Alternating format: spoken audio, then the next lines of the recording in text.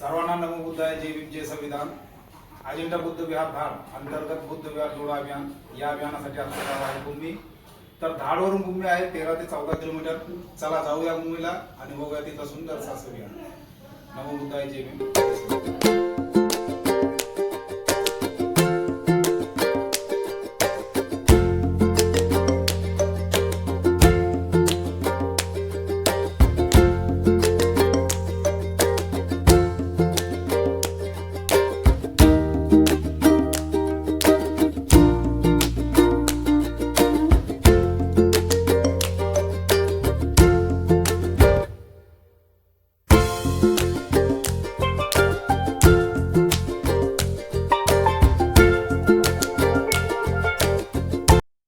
अजिंठा बुद्ध विहार धाड YouTube channel.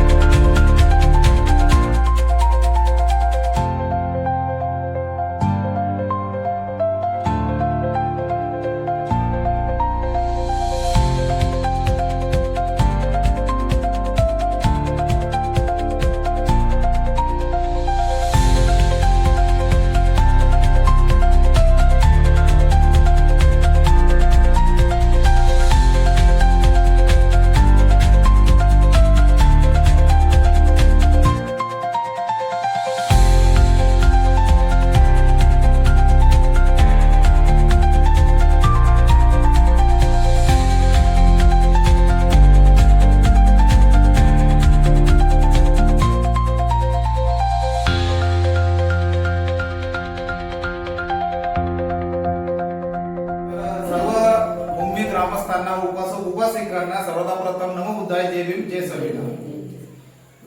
मला शक्यतो ह्या आईच ओळखतात फक्त आणि एक दोन जण ओळखतात।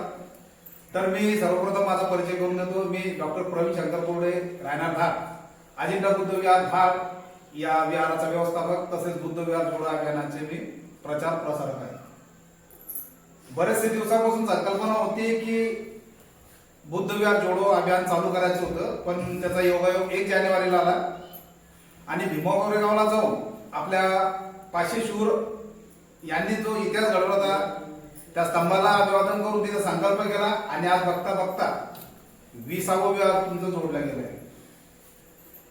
याचा माध्यम असा आहे की बुद्धांचा, धम्माचा, संघाचा, बाबासाहेबांच्या विचाराचा, छत्रपती शिवाजी महाराजांच्या विचारांचा हा महाराष्ट्र आहे. या महाराष्ट्रामध्ये अनेक अशी बुद्ध विहार बांधून ओस पडलेले आहेत. हजारो लाखो रुपयांच्या मूर्त्या आपण आणून बसवतो आणि नंतर मग आपण त्या मूर्त्यांना डुकून पाहत नाही. फक्त 14 एप्रिल आणि बुद्ध जयंती आणि त्यावेळेस आमच्या अंगात बाबासाहेबांनी बुद्ध घुसतात. बरोबर आहे. हा भाग नंतरचा आहे. तत्पूर्वी आपल्या सर्वांच्या वतीने तथागत भगवान गौतम बुद्ध आणि विश्वरत्न डॉक्टर बाबासाहेब आंबेडकर यांच्या प्रतिमेसमोर आपण अगरबत्ती मेणबत्ती प्रज्वलित करायची.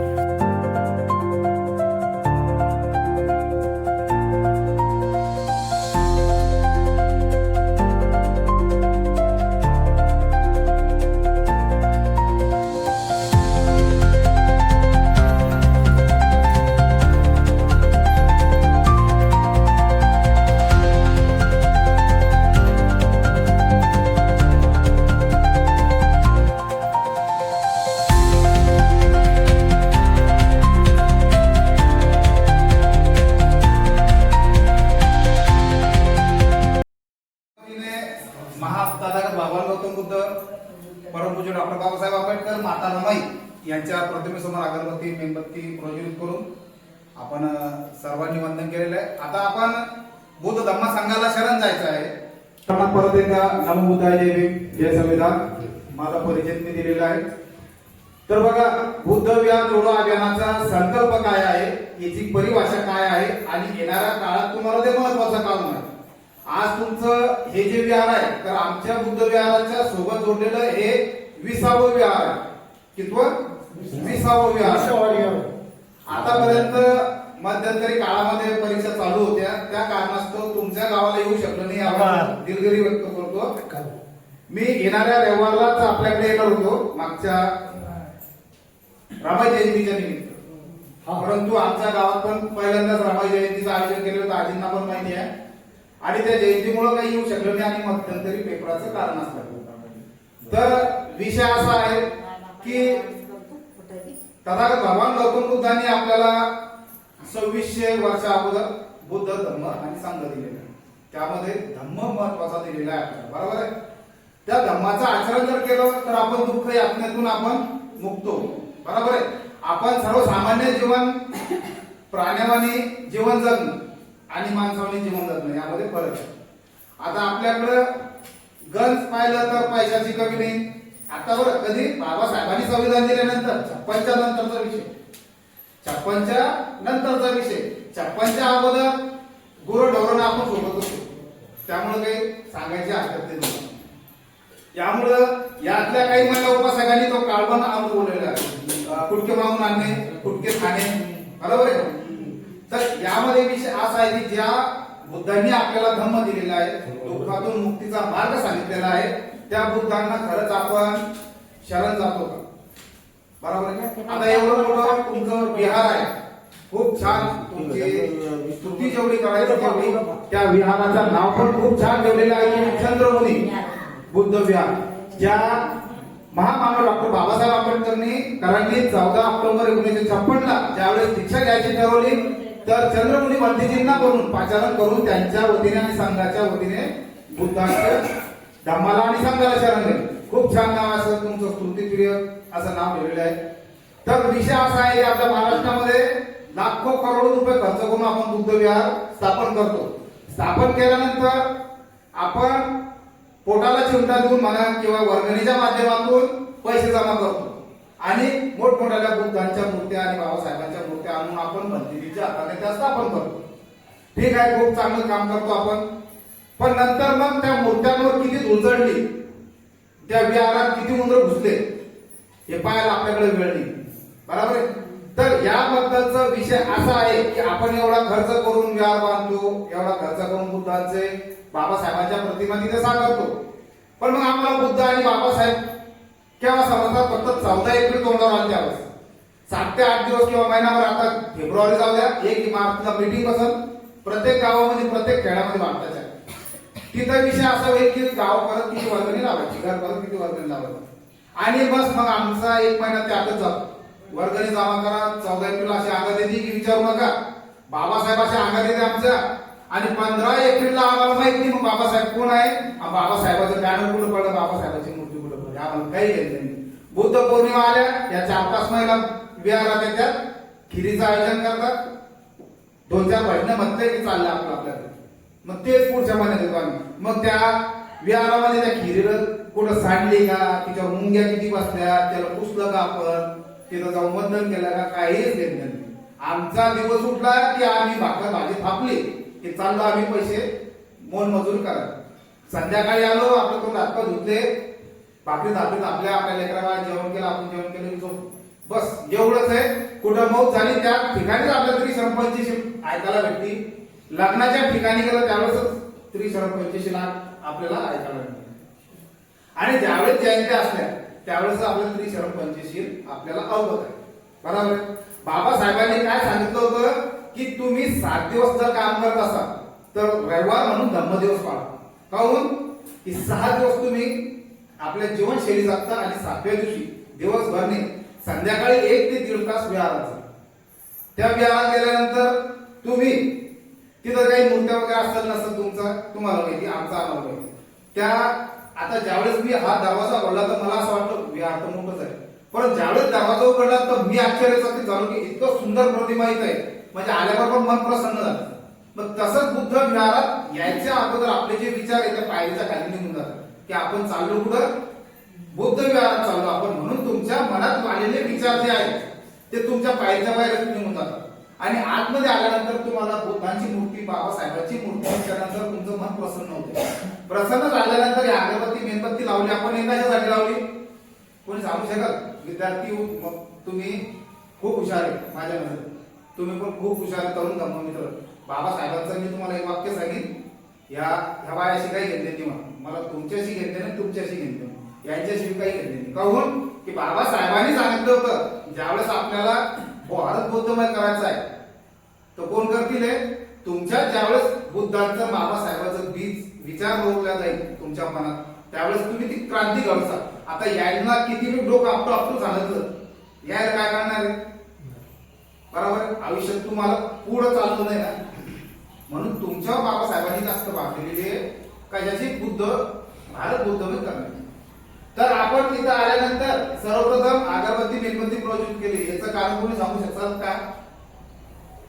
कारण आपल्याला ज्यांनी घाटावरून उठून सोन्याचे दिवस आणले त्या महामानवाला आपण वंदन केलं. ज्या धर्मापासून आपण इथं उपस्थित झालो, आपल्याला जन्म घेऊन झाला असं तथागतांना आपण शरण आलो. आणि याच्या मागचं असं कारण आहे की ज्यावेळेस तुम्ही मेणबत्तीकडे असाल किंवा अगरबत्तीच्या धुराकडे असाल, ते धूर कसं जळून सर्वीकडे चारीकडे सुगंध दरवून राहतो. तसं बुद्धांचं सांगणं आहे की तुमचं शरीर हे जीर्ण आहे, एक दिवस ते मातीतच जाणार आहे. म्हणून तुमच्या विचारांचा सुगंध चारीकडे दरवळू द्या, तुमच्या कामाचा सुगंध चारीकडे दरवळू द्या. मेणबत्ती जशी आहे स्वतःला जाळून इतरांना प्रकाश देऊन राहिली, बरोबर आहे, तसं स्वतःला जाळून म्हणजे आपल्या जाळून थोडी घेणे, आपल्या मनातले विकार जे आहेत ते जाळून टाका आणि सगळीकडे ज्ञानाचा प्रकाश ठेवा. म्हणून भगवंतांनी सांगितलेलं स्वयं प्रकाशित व्हा. जोपर्यंत तुम्ही स्वतःला जळवणार नाही, स्वतः अंगीकृत करणार नाही बुद्धांचे, बाबासाहेबांचे विचार, तोपर्यंत तुम्ही या मानव जातीमध्ये येऊन काहीच फायदा नाही. आमच्या धाडला आजी इथं आहे, आजी पण इथं आहे, तुम्ही पण बरेचसे मंडळी आहे. याबद्दल झालेला आहे 3 वर्षाच्या कालखंडामध्ये म्हणजे 14 ऑक्टोबर 2023 आमचे मोठे काका म्हणजे सुनीलदादा गोळे यांनी थायलंडहून मूर्ती आणलेली होती. मग ती द्यायची तर एरियावाले, चांदोडवाले, उपासिका माग लागले होते. परंतु दादांचा विचार असा होता की मी ज्या गावात राहतो, माझं जिथं जन्म झाले त्या गावाला पहिले प्राधान्य दिलं. असंच आहे. पहिल्या वर्षी आम्हाला काहीच रिस्पॉन्स नाही मिळाला. दुसऱ्या वर्षी मग असं ठरवलं की ग्रंथ जो होता आमचा समाज मंदिरात चालू, तो ग्रंथ इकडे वळवला. त्या वळवल्यानुसार मग सर्व जे त्याच्या भावना चांगल्या बुद्ध समजा लागले. विनित प्रश्नाचा ग्रंथ लावला, बुद्ध आणि धम्म 8 वर्ष ग्रंथ वाचला आमच्या महिलांनी. आजी ह्याच महिला जात होती तुमच्या जागा 5-7 आठ आणि शेवटच्या दिवशी आमच्या अंगात बुद्ध येतो 3 वर्षाला एकाच दिवसासाठी हा? मग एकाच दिवसासाठी बुद्ध आल्यानंतर मी स्वतः तेच केलेलं आहे आणि मग दुसऱ्या दिवशी पौर्णिमा झाली काय आपल्याला काय घेतलं. परंतु ज्यावेळेस इकडे ग्रंथ आला त्या ग्रंथापासून खूप मोठा परिणाम झाला आमच्या जीवनावर, आमच्या महिलांवर. आमची महिलांची इतकी मोठी आहे, सर्व बिचाऱ्या अंगणवाडीवर आहेत 10 ते 15 जणी, पण एका शब्दावर धम्माचं कार्य बुद्ध काळावर राहिले, धम्म कळाला, बाबासाहेब कळाले, एका शब्दावर 10-5 मिनिटात तयार होऊन गेले. मग नंतर चांगले कार्यक्रम घेतले, अशा मुलींना तयार करून आलो आम्ही. ह्याच्या मुली तिथं असत होत्या ना, आता इथं जर बोलवलं तर ही बाई काय म्हणत मी काय बोलू, बरोबर आहे. तर आणि अशा मुलींना आमच्या विहाराच्या मार्फत प्रेरणा देऊन राहिलो.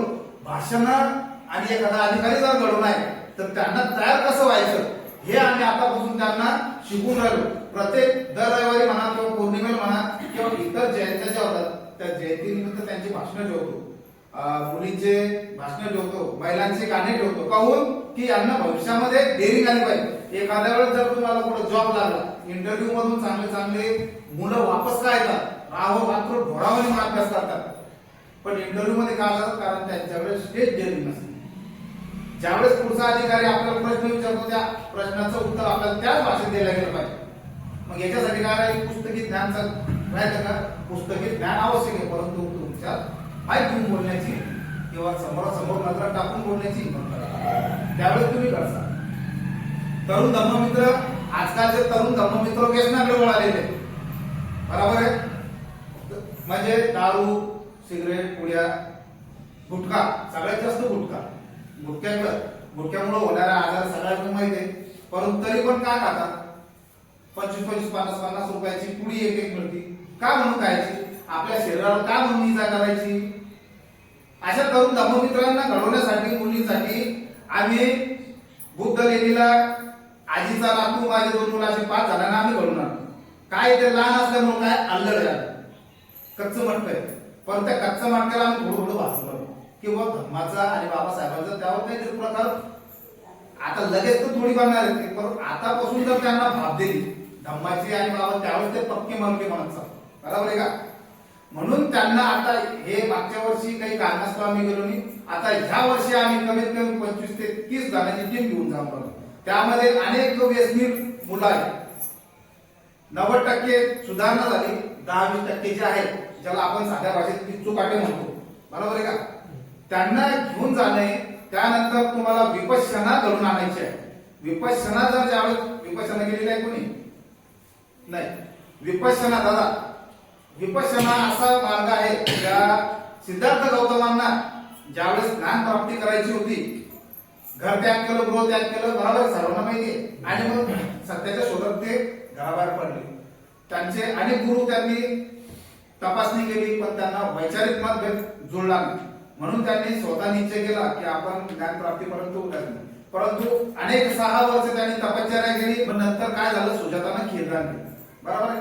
खीरदान केल्यानंतर त्यांच्या अंगात ऊर्जा संसार, ज्यावेळेस पोट आणि पाठ एक झालं, हे तर सगळ्यांना माहिती आहे. म्हणजे अंधारचा अंधार दिसत होता. ज्यावेळेस खीर प्राशन केली त्यावेळेस त्यांना कळालं की ह्या शरीरात, या जगामध्ये उपाय राहून काही फायदा नाही, शरीरावर कष्ट देऊन काही फायदा नाही. मग त्यावेळेस त्यांनी संकल्प केला आणि विपश्यनाच्या माध्यमातून जे मार होता त्या माराला हरवून त्यांनी ज्ञान प्राप्त केलं, बुद्धत्व झाले. कशामुळं, विपश्यनाच्या जोरात. म्हणून विपश्यना घडून आणणं पण आपल्या जीवनातलं एक महत्वाचं कार्य आहे.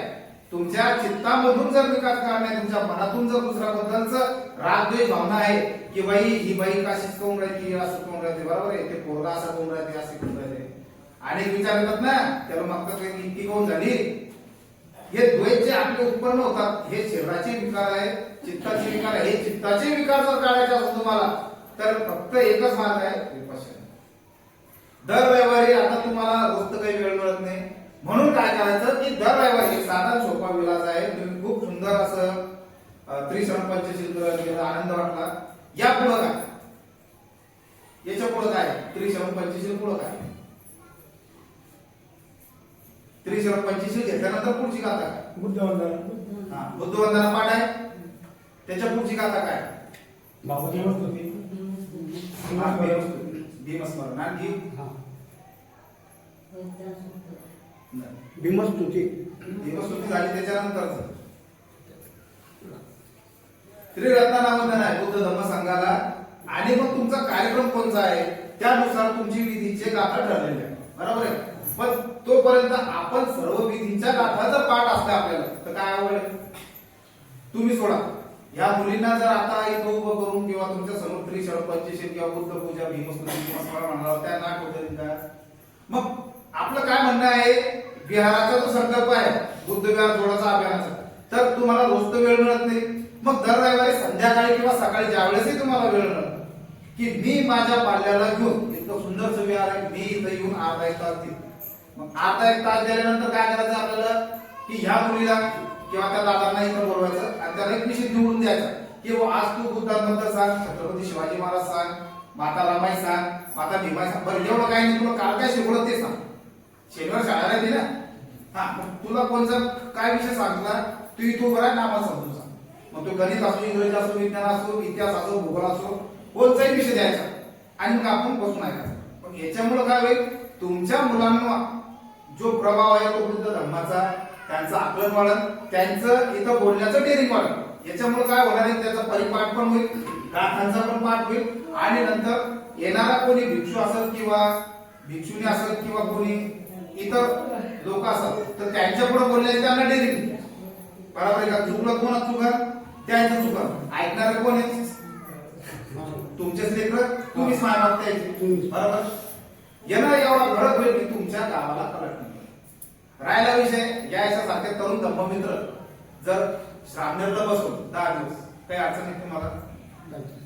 बुद्ध पुत्र घडल्यानंतर त्यांच्यात होणारा बदल पाहून तुम्हाला चांगलं वाटतं, त्यांचा बदल पाहून 4 लोकांना तुम्ही संदेश देऊ शकता की ते श्रावणेर होऊन आलेले आहे आणि त्यांच्यात इतका प्रभाव पडलेला. आज तुमच्या गावचे 2 ते 3 बोधाचार्य आहे ना, मग असे बोधाचार्य जर तुमच्या वस्तीतून आणखी घडले, बरोबर आहे, आणखी काही श्रावणेर घडले तर तुमच्या गावाला एक वेगळं रूप तयार होतं.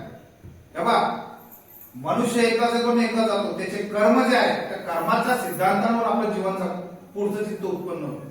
परंतु तुमचे लेकर जर आता तुमच्या लेकर जर धर्माचं कार्य करून राहिले, बाबासाहेबांची चळवळ म्हणजे काही झेंडे घेऊन फिरणे का आपल्याला, वैचारिक चळवळ जी आहे बाबासाहेबांची की शिका संघटित व संघर्ष करा, त्या माध्यमातून जर यांना इतकं छान जर एक तास जर त्यांनी अभ्यास केला, कोणाचं भलं होणार आहे? एखादा अधिकारी म्हणून जर या मुलीमधून या मुलांमधून जर लागला तर तुमचंच नाव मोठं होईल, तुमच्या गावाचंच लक्ष होईल. आज बरेचसे IAS अधिकारी जे बिहारमधून घडून राहिले, त्यांच्याकडे असे काही परिपूर्ण संपत्ती नाही ना की चला बा कुठेतरी लीग लावायची आणि 10-5 करोड द्यायचे आणि IAS करायचे म्हणून. ते पण कटाक्षानच मेहनत करून ना, जसं बाबासाहेबांनी 18 तास बसून अभ्यास केला तेवढं तर नाहीच करायचं आपल्याला. 2-3 तास केला. खूप मोठे अधिकारी युपीएससी नाही पण MPSC स्पर्धा परीक्षेत एखादा चांगला तुम्ही ग्रामसेवक बनू शकता, एखादे पोलीस बनू शकता, पोलीस अजून प्रमोशन PSI बनू शकता, डॉक्टर बनू शकता, इंजिनिअरिंग बनू शकता. हे कशामुळं? हे तुमच्या वैचारिक पण तुमची विचार कधी घडतील ज्यावेळेस तुम्ही विहारात आल्यानंतर तुमचं परिशुद्ध चित्त जे आहे एकाग्र करून जर बसले तुम्ही आणि खरंच अभ्यास करायचा आहे तर तुम्हाला माझ्याकडे सांगत जे बुद्धांनी तत्व सांगितलं, बाबासाहेबांनी तत्व सांगितले ते विहारात घरी आळडावळडा होती, कोणी खाळखूळ करते, स्वयंपाक वैरभाऊ मीठ आणले, वैरभाऊ माझी सांगले, बरोबर. तुमच्याकडे एवढं मोठं विहार आहे, आमच्याकडे एवढी जागा असते आम्ही आज 2-4 अधिकारी घडवले आहे ना जी, बरोबर. तरी आमचे 2-4 मुलांचा विद्यार्थ्यांचा अभ्यास चालूच आहे. त्याचा विषय असा आपला हाच आहे की तुमच्या विहारामध्ये सुत्तपट्टन जे आहे त्याचं पुस्तक उपलब्ध आहे का, गाथेचं पुस्तक उपलब्ध आहे का.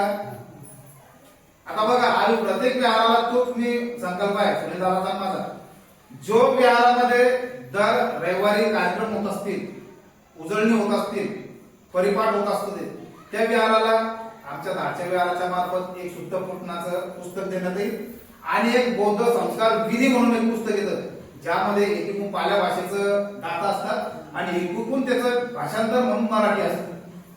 एकूण पाली भाषा गाथा पठण करायचं एकूण मराठीत अनुवाद आहे. आता ते कोणाकडे असेल पण मग ते मी कशाला लिहू, मी कशाला दुसऱ्याचं लिहून मोठं करू. याच्या मनात असे जे उत्पन्न विचार होतात हा धम्म निघाला. आम्ही आमच्या परीनं सुनील दादा आता प्रत्येक विहाराला 52 खेड्याला 52 पुस्तक मोठाले आणि एका विहाराला 5 ते 10 पुस्तक आम्ही भेट करणार त्या आल्यानंतर. तोपर्यंत तुम्ही दर रविवारी कुठपर्यंत तुमची विहाराच्या मार्फत काय कार्यक्रम चालतात हे जोपर्यंत तुम्ही आमच्या विहाराला जोडसाल. आमचं बुद्ध विहार जोड अभियानाचे व्हिडिओ आम्हाला येतात. आमचं अजिंठा बुद्ध विहार भाग हे एक छोटस युट्यूब चॅनल आहे. या युट्यूब चॅनल मार्फत आम्ही ते कार्यक्रम सर्वांना दाखवत असतो. प्रत्येक विहाराचे प्रत्येक उपासिकांचे आता तुम्ही मार्फत तुमच्या विहाराचा आम्ही प्रचार प्रसार करतो की हे बघा आमच्या परिसरामध्ये पण इतके छान विहार आहे, इतक्या छान उपासिका आहे की यांच्या मार्फत आम्ही कार्यक्रम चालवत असतो. आणि आमचे तरुण धम्ममित्र या अशा विद्यार्थी यांचे भाषण जे आहेत ते आवर्जून दर रविवारी पाठवून राहिले आणि ते आम्ही आमच्या विहाराच्या मार्फत ते पाठवणार. चळवळ हीच आहे की आपण प्रत्येकाने धम्म समजावा, बाबासाहेब कळायला पाहिजे. या महाराष्ट्राच्या भूमीमध्ये जे जे आपल्या कल्याणासाठी जे जे महामान आलेले ते एका जाती पंथाचे नव्हते, ते सर्वांच्या कल्याणासाठी होते. त्यांचे विचार घेऊन जर चाललो तर आपला भारत हा खरंच बुद्धमय होण्यासाठी कोणीच रोखणार नाही. जसं बाबासाहेबांनी सांगितलं होते की आपल्या भिंतीवर लिहून ठेवा की मी शासनकर्ते कामात बनणार आहे. मग याच्यासाठी आपल्याला काय करावं लागेल, आपल्याला सर्वप्रथम चांगल्या दर्जाचं शिक्षण घ्यावं लागेल. मग ते जिल्हा परिषदचं घ्या किंवा प्रायव्हेट घ्या. प्रायव्हेट मध्ये तुमच्याकडे पैसे असेल तर घ्या, नाही तर जिल्हा परिषदच घ्या. माझे दोन्ही मुलं जिल्हा परिषदच आहे. पण मग तिथून तुम्हाला त्यांना वळण लावायचं काम करायचं आहे. मग वळण कसं लावायचं, तुम्ही दर रविवारी बुद्ध विहारात घेऊन यायचं. रोज तरी दर पौर्णिमाला आता महिलांना मी प्रश्न विचारतो, तुमच्या गावात पौर्णिमा साजरी करता का? महिलांना प्रश्न आहे. दर महिन्याला पौर्णिमा येते, ती पौर्णिमा तुम्ही साजरी करता का? यस किंवा नो, एकच प्रश्न आहे. मला तुमच्या सोबत भांडणं करणार नाही किंवा तुमचं हे काढणार नाही, फक्त तो करता का नाही करता. याच्या अगोदर चालू होती का?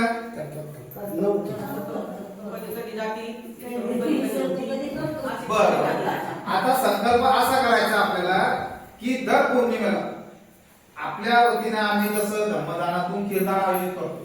आम्ही वर्षवासाच्या कालखंडापासून आज 7 ते 8 महिने झाले आम्ही धम्मदानातून कीर्तनाचं आयोजन करतो. जिथं पैसा आला तिथं मन होतं.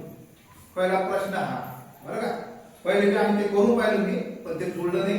मग ते पैशाचं काय होतं, तुम्ही 100 देता, कोणी 500 देते, कोणी 700 देते, कोणी 50 देते, कोणी 20 देते. हिच्यात काय गोंधळून जातं. हिच्यात काय होतं, मग मी 100 दिलं मग मला खीर शिल्लक लागलं, मी 500 दिले मग घरपोच पाठवून दे. नाही नाही, ऐका, हे प्रसंग करतात. मग मी 500 दिले मग घरपोच पाठवून दे, म्हणजे ते पैसे तुम्ही उपकार करतात का आपल्यावर? मग याच्यासाठी आम्ही काय आयोजित केलेले आहे की आम्ही जेवढे ग्रंथाला जेवढ्या महिला उपासक 40 ते 50 जण राहायचे आहे ना, कधी कधी 20 राहायचे, कधी 15 राहायचे. तर आम्ही त्या सर्वांच्या घरांची यादी तयार केली आणि यादीमधून चिठ्ठ्या टाकल्या. मग त्या प्रत्येक पौर्णिमेला चिठ्ठ्या काढायची.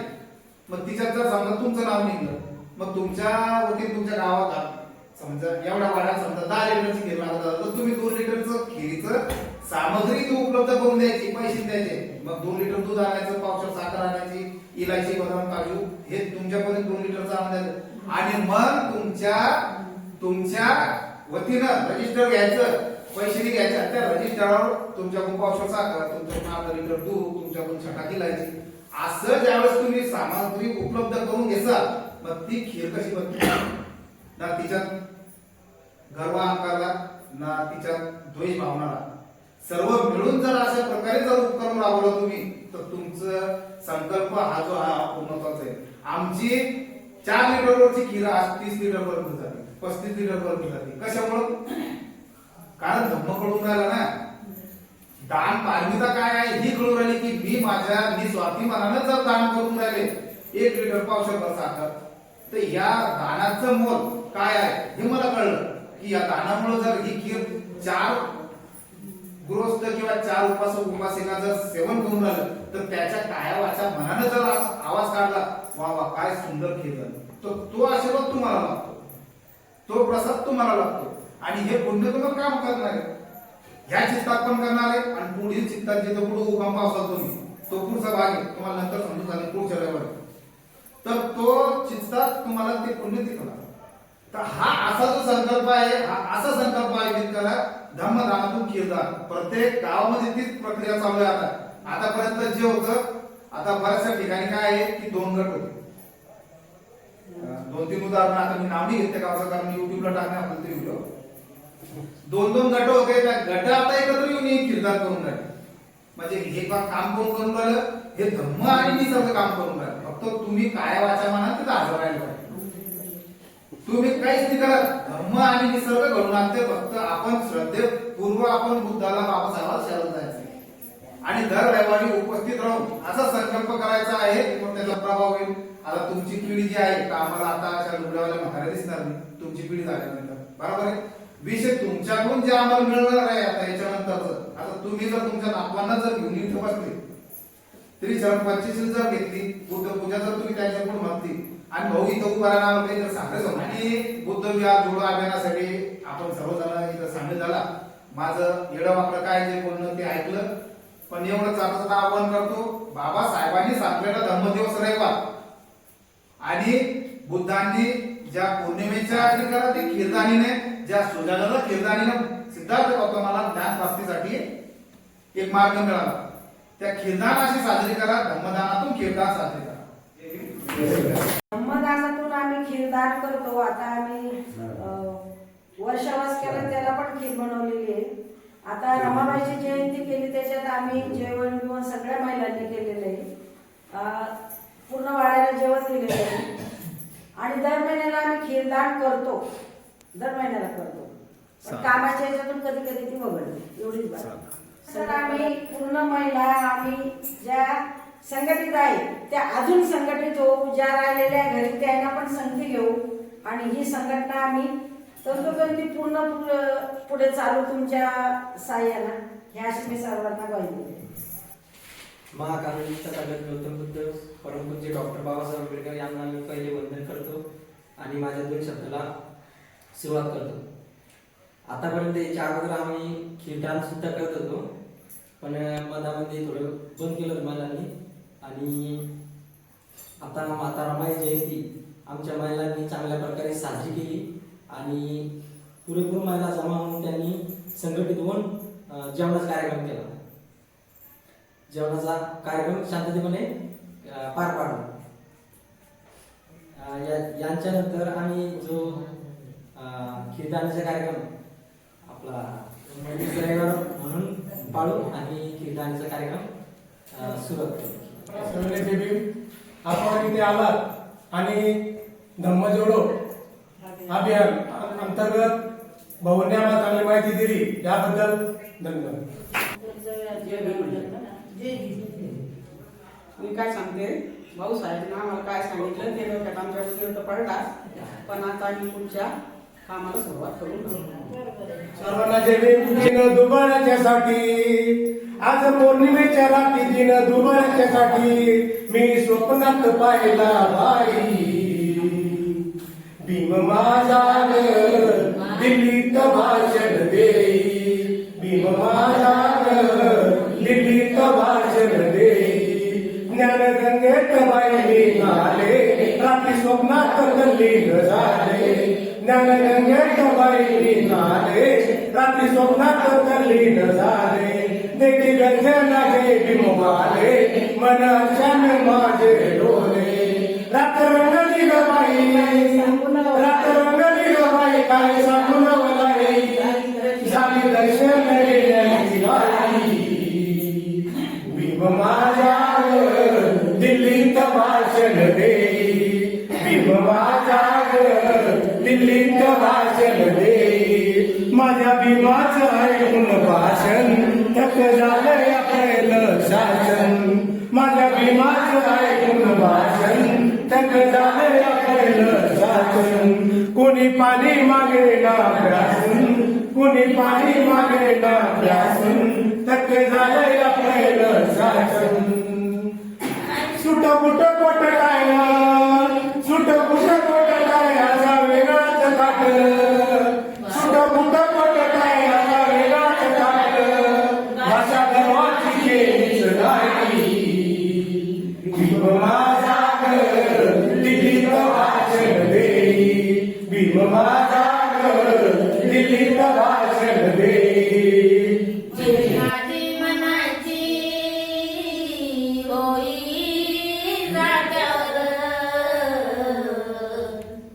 बनला सावली कोटी कोटीच्या माझ्यावर भीम बनला सावली कोटी कोटीच्या माझ्यावर माझी आजी म्हणायची होई गाठावर भीम बनला सावली कोटी कोटीच्या माझ्यावर भीम बनला सावली कोटी कोटीच्या माझ्यावर रणी रामाच्या बोलीत केला अभ्यास रस्त्यावर रामाच्या बोलीत केला अभ्यास रस्त्यावर नाही मुलाची जेवण कधी बसला होत्यावर नाही मुलाची जेवण कधी बसला होत्यावर माझी आजी म्हणायची होई भीम बनला सावली कोटी कोटीच्या माझ्यावर भीम बनला सावली कोटी कोटीच्या माझ्यावर नाही देवली विमान सुपारी दातावर नाही देवली विमान कधी सुपारी दातावर पाटाचे पुढारी बसले दारू गुत्यावर पाटाचे पुढारी बसले दारू गुत्यावर माझी आई म्हणायची होई गाठावर भीम बनला सावली कोटी कोटीच्या माझ्यावर भीम बनला सावली कोटी कोटीच्या माझ्यावर नाही राय नाही श्वास आता काही नेत्यावर नाही राय नाही श्वास आता काही नेत्यावर प्रेमी करू नका किरण त्याच्या पडेना पडद्यावर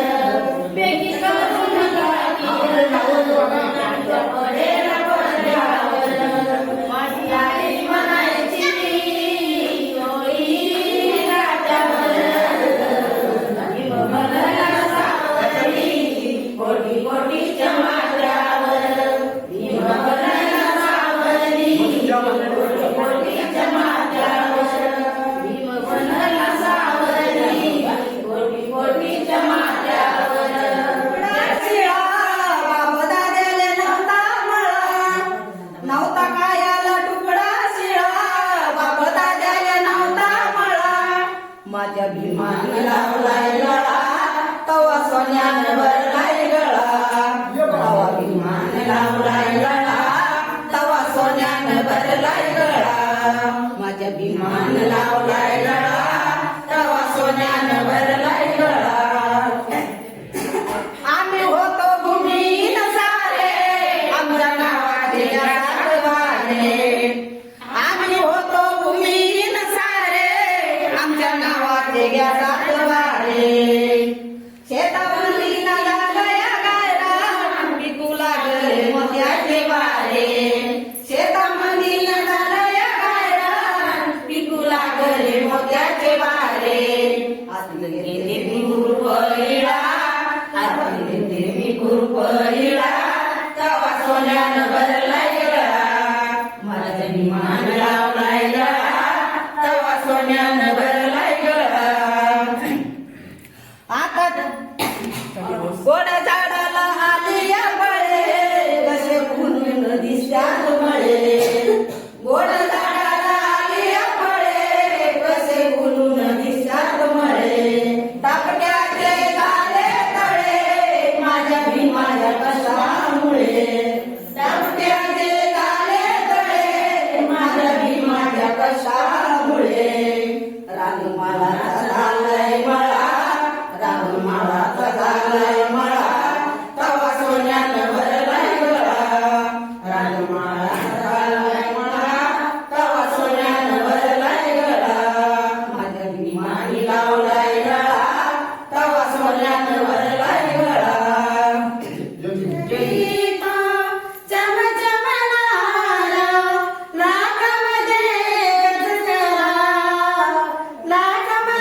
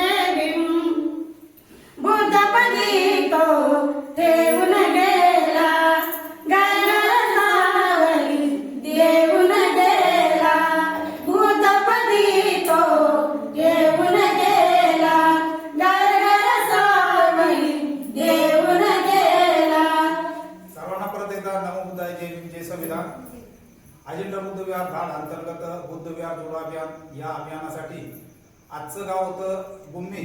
तर बघू शकता या गावातील सर्व ग्रामस्थ, उपासक उपासिका, लहान बालक बालिका, तरुण धम्ममित्र यांनी चांगल्या प्रतीचा प्रतिसाद देऊन खूप सुंदर प्रकारे इथल्या ग्रामस्थांनी प्रतिसाद दिलेला आहे.